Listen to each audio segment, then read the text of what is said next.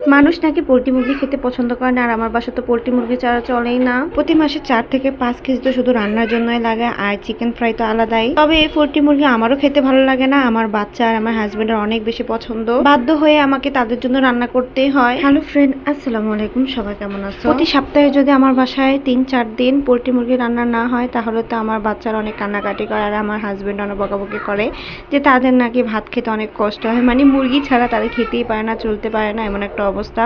আমি সবসময় কিন্তু আমার সব ভিডিওতে বলে থাকি যে আমার বাসায় মাছ মাংস এগুলো বেশি খাওয়া হয়, সবজি অনেক কম খাওয়া হয়। সপ্তাহে 3 থেকে 4 দিন আমার বাসায় মাংস রান্না হয়, আর 2 দিন 3 দিন মাছ আর সবজি এগুলাই হয়। তবে এই পোল্ট্রি মুরগি খেতে আমি একদমই পছন্দ করি না, কেন জানি আমার একটু ভালো লাগে না এই পোল্ট্রি মুরগি খেতে। এটার গন্ধটাই কেন জানি আমার সহ্য হয় না। তবে আমার বাচ্চাদের মুরগি না হলে তারা খেতেই পারে না, তাদের জন্য আমার রান্না করতে হয়। এই যে দেখো, গত 2 দিন আগেও আমি মুরগি রান্না করেছিলাম, আজকেও আবার মুরগি রান্না করছি। তবে প্রতিদিন তো আর একই রেসিপি বারবার দেখানো যায় না, সেজন্য 2 দিন পর পরে তারপরে এই যে রেসিপিগুলো তোমাদের সাথে শেয়ার করি। কি করব বলো, আমার বাসায় ধরতে গেলে সপ্তাহে 3 থেকে 4 দিন পোল্ট্রি মুরগি রান্না করা হয়, আর প্রতিদিন যদি আমি ভিডিও দিতে থাকি তাহলে তো তোমরা আমাকে বকাবকি করবা। যেহেতু আমি রান্না নিয়েই কাজ করি, আর প্রত্যেকদিন যদি একই রেসিপি তোমার সাথে শেয়ার করি তাহলে তো দেখতে ভালো লাগে না, সেজন্য ভিন্ন ধরনের রেসিপিও ট্রাই করি। যাই হোক, যেমন আজকে আমি রান্না করছি পোল্ট্রি মুরগি, তবে গত 2 দিন আগেও আমি পোল্ট্রি মুরগি তোমাদের সাথে শেয়ার করছি, তো আজকেও রান্না করছি, যেহেতু ভাবলাম যে শেয়ার করি, যেহেতু কোনো টপিক নাই ভিডিও করার তাই। তবে আজকে আমি ভাজি করি নেই,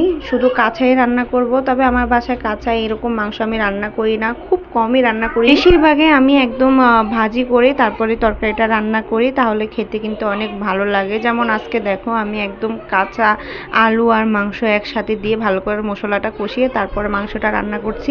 এভাবেও কিন্তু খারাপ হয় না, তবে আমার কাছে এভাবে থেকে একটু বুনা বুনা করে মুরগিটা আগে ভাজি করে নিলে তারপরে বুনা বুনা করলে ওই মাংসটা খেতে ভালো লাগে। তবে আমি মাংস একদমই পছন্দ করি না, মাংস শুধু হাড্ডিটা খাই। তোমাদের সাথে বক বক করতে করতে কিন্তু আমার মাংস রান্নাও শেষ। বাইরে ভাই, আমি ভিডিও করতে গেলে একটা না একটা সমস্যা হয়। এদিকে দেখো, আমি ভয়েস করছি আর আমার বাচ্চারা কি পরিমাণে চিল্লাচিল্লি করতেছে। কি করব ভাই, ঘরে পোলাপান থাকলে এরকম একটু একটু হয়। যখনই রান্না করতে আসে আমার ছোট বাচ্চাটা আমার কোলে থাকে আর চিল্লাচিল্লি করে, রান্না করতে অনেক কষ্ট হয়। তবে কি করব, যেহেতু এই কাজ করছি বা ফেসবুকে কাজ করছি, তো কষ্ট করে এগুলো করতে হয়। তোমরা মনে করো আমাদের কোনো কষ্ট হয় না, শুধু শুধু তোমাদের জন্য একটা ভিডিও করে আপলোড করে আজারা সময়, আসলে না, আমাদেরও বাচ্চা কাচ্চা আছে, সবকিছু সামনেই তারপরে ভিডিও করতে হয়। যাই হোক, আমার বাচ্চাদের কথা একটু শোনা যাচ্ছে, তবে ওটা স্কিপ করবা। তো আজকে ভিডিও কেমন লাগছে অবশ্যই আমাকে জানাবা। এদিক দিয়ে দেখো, আমার রান্নাটাও কিন্তু একদম শেষ, এখন আমি খেতে বসে যাব সবকিছু নিয়ে। তবে এটা আমি খাবো না, আমার বাচ্চার জন্য নিচ্ছিলাম। আবার আমার মতো মাংস থেকে হাঁড়িটা বেশি পছন্দ করে, সেজন্য ওর জন্য হাড্ডি দেখে দেখে নিচ্ছে, আবার মাংস নিচ্ছিলাম। যাই হোক, তো এখানে আজকে ভিডিও এ পর্যন্তই।